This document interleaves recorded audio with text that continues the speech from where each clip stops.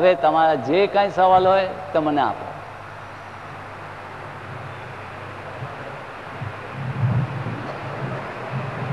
એક એક વાંચશે.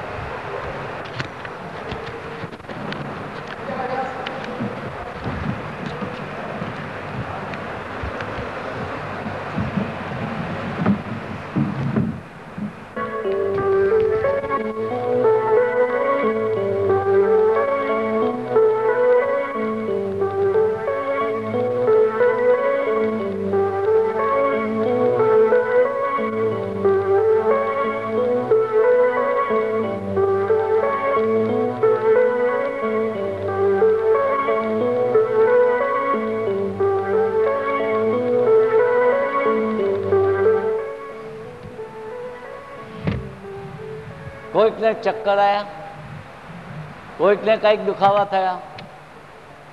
એ બતાવે છે કે આ એક્સરસાઇઝની જરૂર છે, આ એક્સરસાઇઝની જરૂર છે. પણ બહુ હોશમાં આવીને પહેલે જ દિવસે 2-3 મિનિટ નહીં કરી દેતા. પહેલા 2 અઠવાડિયા ખાલી 10 જ વખત બ્રેથ લેજો, આખી મિનિટ નહીં, 10 જ વખત બ્રેથ લેજો. બીજા 2 અઠવાડિયા પછી 20 લેજો, 30 લેજો. એમ કરીને 1 મિનિટના 36 શ્વાસ 4-5 અઠવાડિયામાં આવજો. આસ્તે આસ્તે આવજો. એકદમ પહેલે દિવસે 1 મિનિટના 36 પૂરા નહીં કરતા. એમાં ફાયદો શું થશે? અહીંયા પેર ઓફ લંગ્સ અને હાર્ટ, અને અહીંયા ભગવાનનું આપેલું સ્પેસર, આ આટલા એરિયામાં આટલી ચીજ છે ડાયાફ્રામની ઉપર.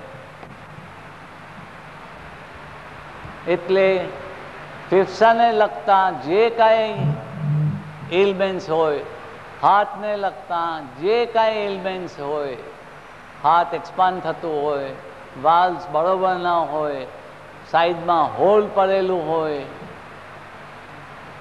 અનેક બીજા દુઃખો હોય, પણ આસ્તેથી શાંતિથી શરૂ કરજો.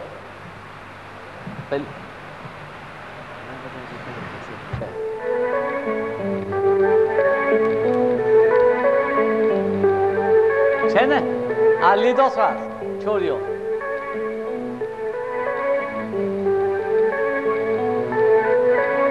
છે ને? તો આ મ્યુઝિકની સાથે શ્વાસ લેવો ને છોડવો. ફરી પાછો.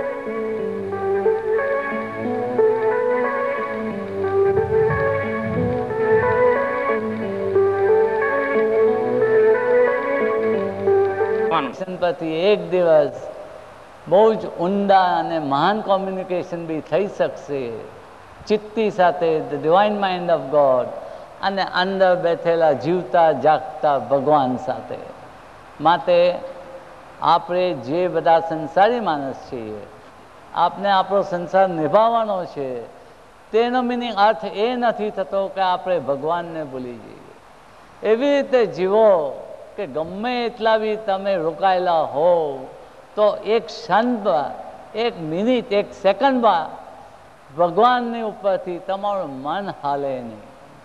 અને ભગવાન પરથી જો મન ના હલાવવું હોય તો 24 કલાક 3 સ્ટેપ રિધમિક બ્રીથિંગ ચાલુ રાખજો. સુખી રહો. Thank you.